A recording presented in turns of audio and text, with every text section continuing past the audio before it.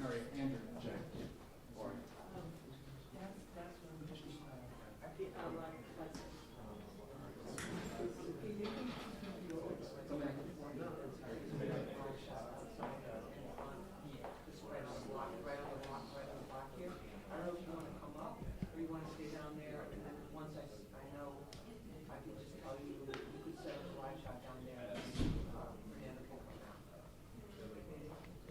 whatever you think is easiest.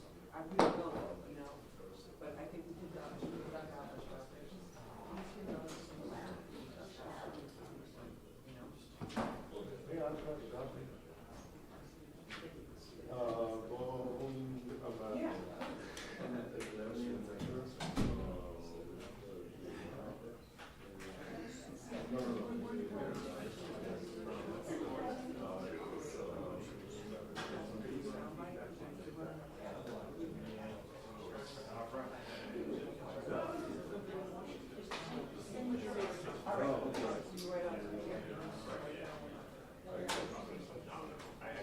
Mic check, mic check, mic check, mic check.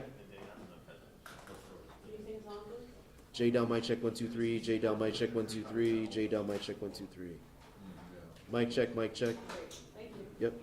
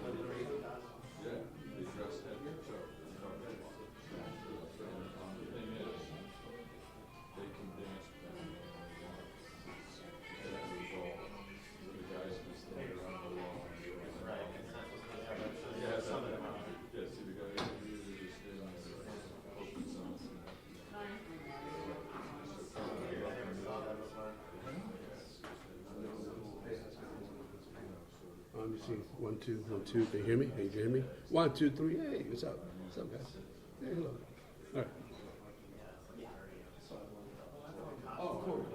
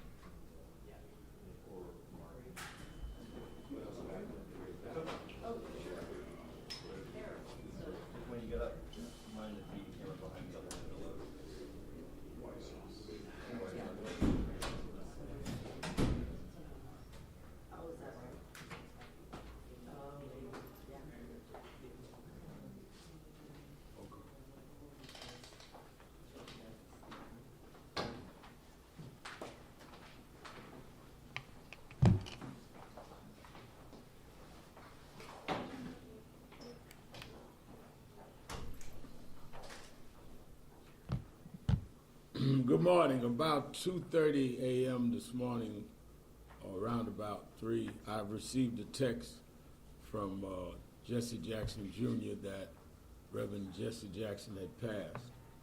And a couple of hours later, Reverend Jackson's son Yusuf called me and put me on speakerphone where I had prayer with the family as they stood around his bed before taking him out to the funeral home.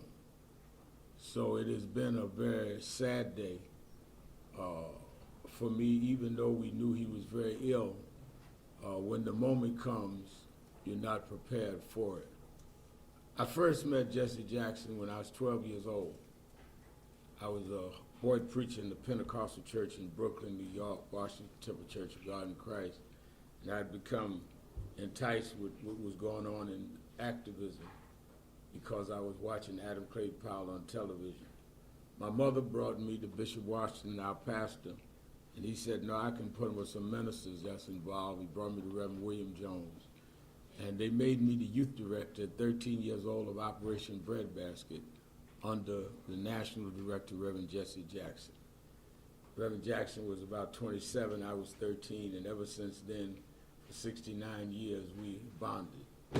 The last time he spoke in New York, he spoke at the House of Justice for us. I can't think of a time that we were not spending time together. Now, he was a hard taskmaster. He would always get on me about, why are you on this issue? You need to be more studied on this. But he was one who was more responsible than anyone for teaching me activism. On a personal level, my family and I used to spend every Christmas at the Jackson's house.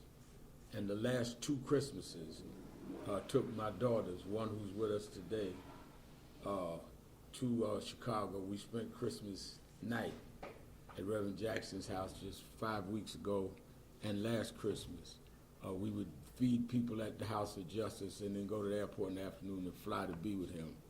So I will always be able to cherish that I spent his last Christmas with him and spent last days even when he could no longer speak well.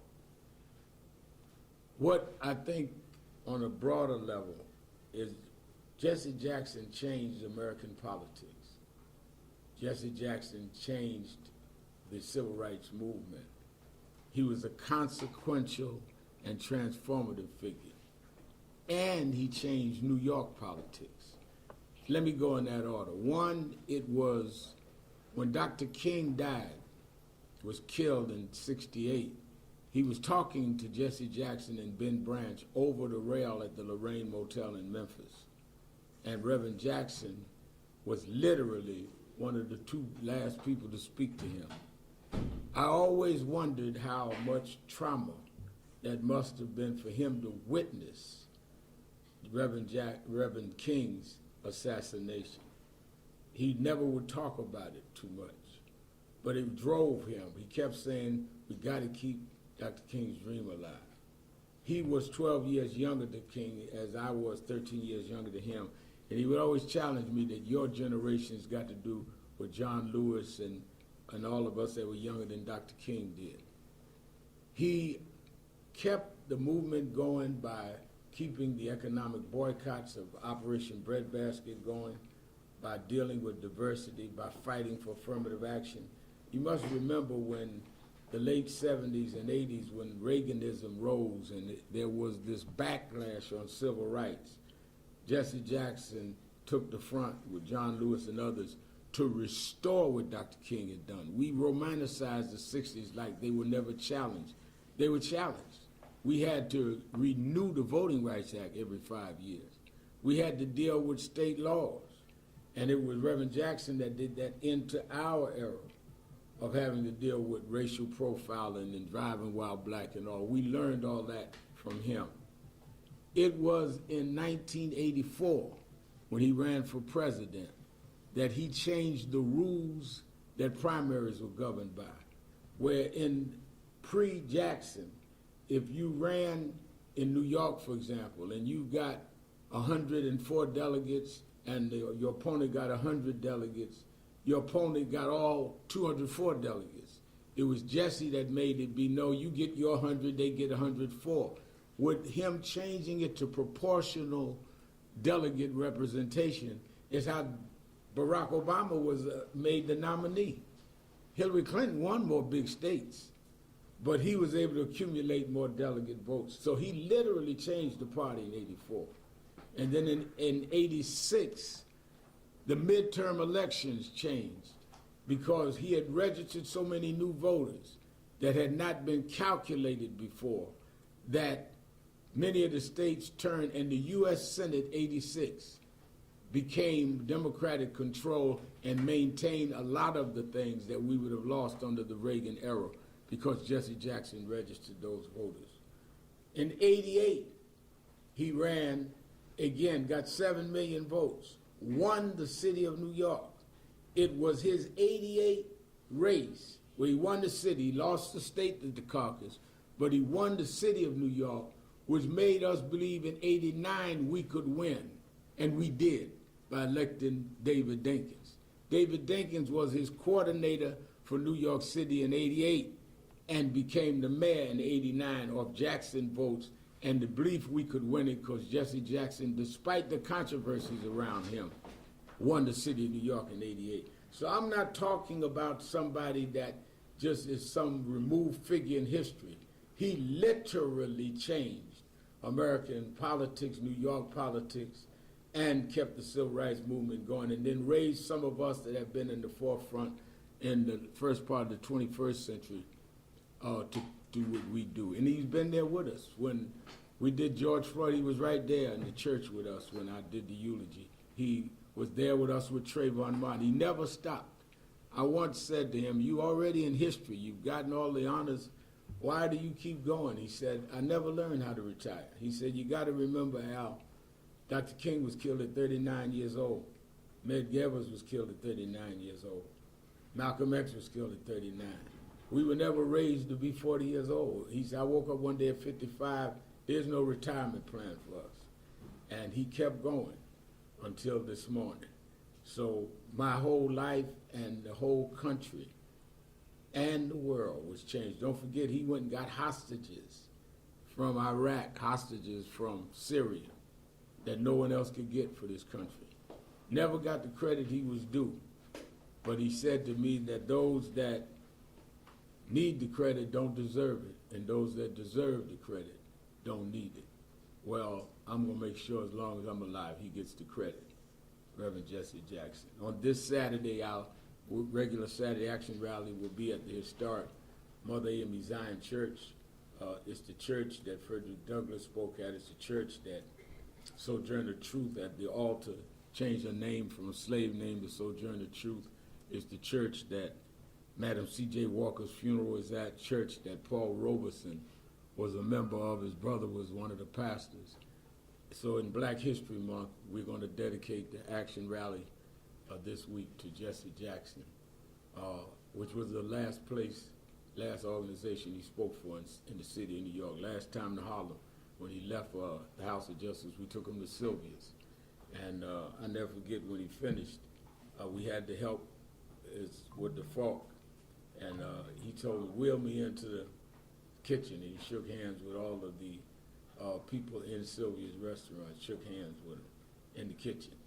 That's the last time he was here. So we're going to honor him. We're asking all of our city officials to join us there. We are the organization that Dr. Jackson worked with, and we're going to honor him this Saturday. We want all of them to come and give their condolences in a New York salute to Reverend Jesse Jackson. Any questions? Yeah, Reverend Sharpton, what did he open your eyes to? What did he help you realize that you didn't know or weren't aware of, or a better story? He opened my eyes in two ways. He opened my eyes that we could make a difference, we could make change, that we could not be cynical. So by him running, as never had been an elected official, with most black elected officials at that time not with him in '84, when he ran and did that, I believed that we could make a difference, we could change laws. and which is why I went from just being bitter to trying to be better, and be able to help change the system by not just fighting the system, but fighting it inside and outside at the same time. What he did for me personally, I was born and raised in Brooklyn. My father left when I was 10.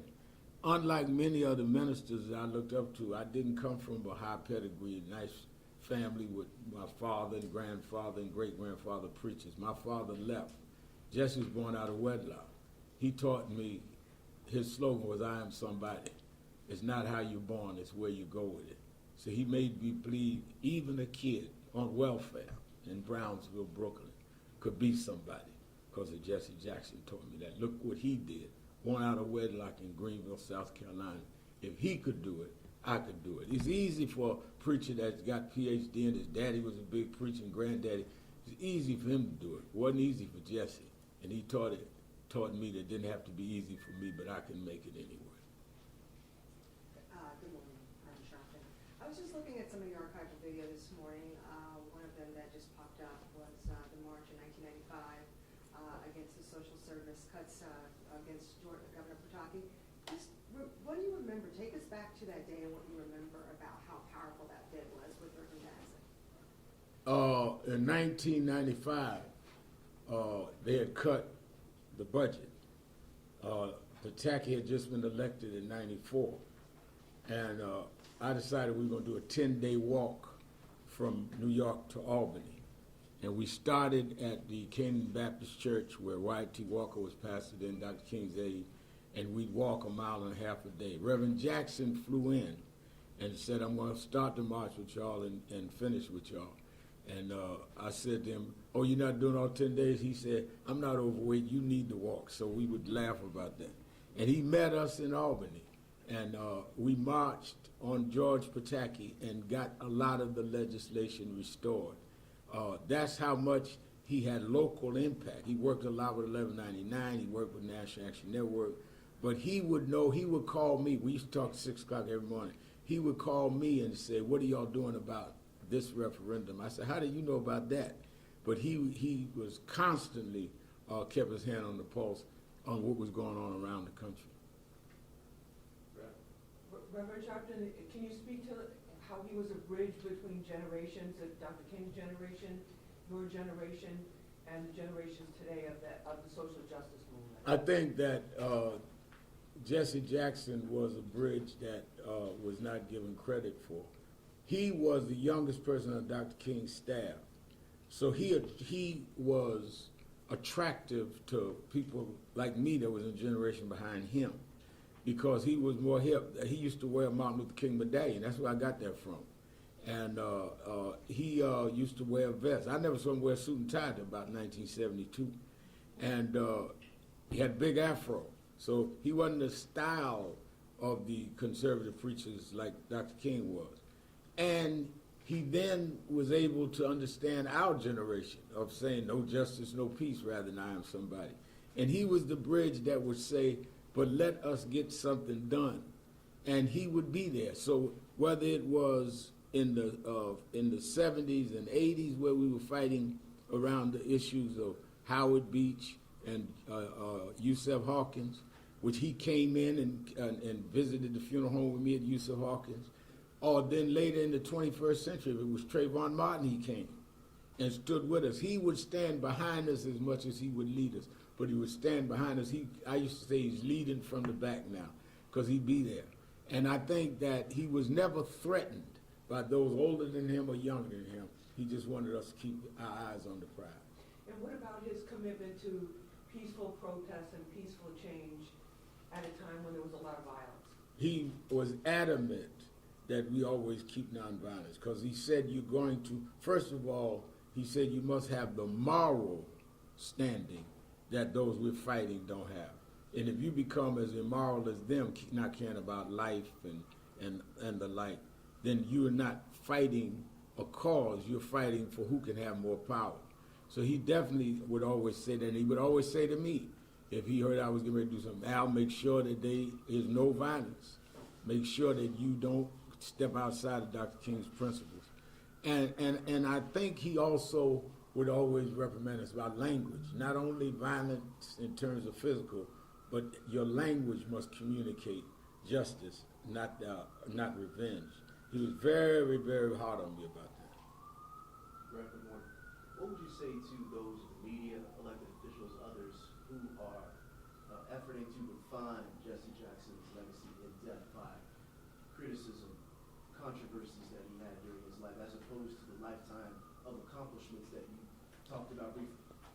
I think that there will be those that will raise the controversies, and they will raise some of the things that they would consider negative. But Reverend Jackson had a saying that he used to tell me that became something I lived by. He said, "Turn your scars into stars." And they can raise the controversies, but the fact that they've got to raise them at all means that he made his point. He made effect. Nobody thought a kid born out of wedlock on Haney Street in South Carolina would be where he was. So sometime when you're climbing up steep mountains, you might slip and skid your knee. But the story is he climbed that mountain.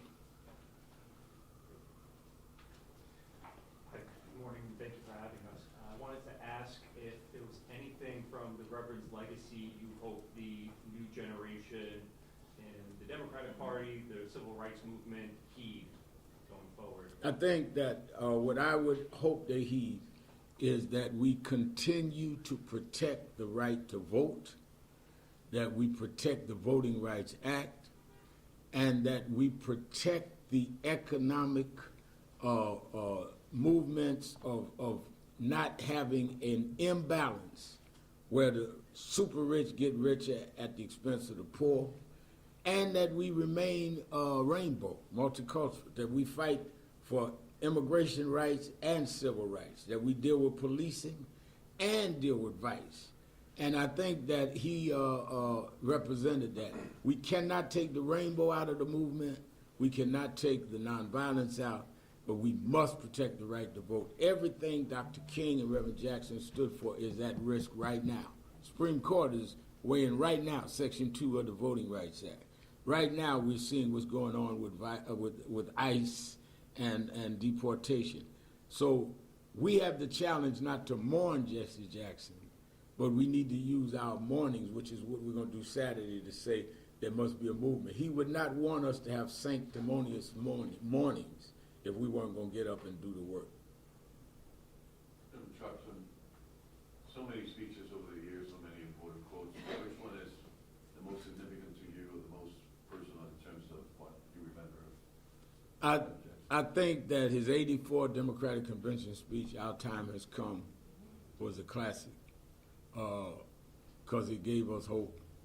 I think that when he came back in '88, "Keep Hope Alive" was a classic. There's so many, but Reverend Jackson had, the last time he was at, time before last, when he was at the House of Justice, he had a book of sermons and that he had come out with. And that's when I knew he was stumbling and had Parkinson's. And I asked him to sign the book to me. He could only do the first J. And I keep that book at home, a book of all of his sermons. But he couldn't even sign his name, but he still came to Harlem to do what he could do. Reverend Sharpton, one other question. In terms of his unfinished business around the economic justice issues like food insecurity, healthcare for people that he touched on at many points in his life, what do you say to that? I say that we've got to keep fighting. We cannot make mockery with just mourning him and letting it go.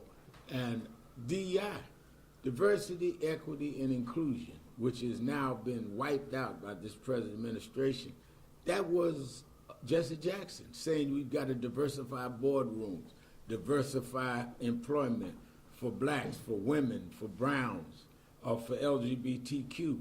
So we are seeing at a stage where everything he fought for is at risk. And if we want to mourn him, we've got to preserve what he fought for. Thank you. So what is the plan of action to defend voting rights? Well, I think the plan has to be, how did we get voting rights in the first place?